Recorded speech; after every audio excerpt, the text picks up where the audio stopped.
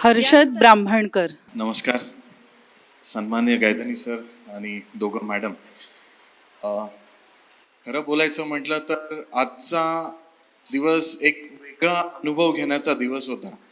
ही लहान लहान मुलं ज्या पद्धतीने ज्या कौशल्याने ह्या मुलांनी नाटक सादर केलेले आहेत, हे खूपच चांगलं आणि एक वेगळं अनुभव देणारं व्यासपीठ आहे.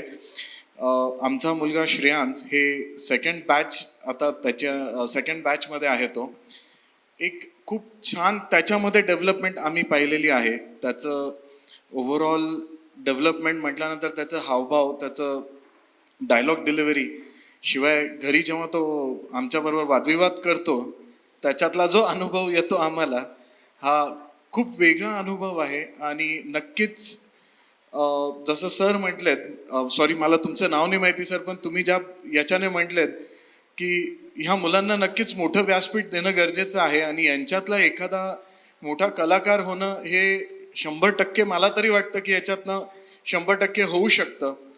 तर मी दोघं मॅडमांना खूप खूप धन्यवाद देतो की त्यांनी ह्या पद्धतीने मुलांना ट्रेन केलेलं आहे. Thank you madam.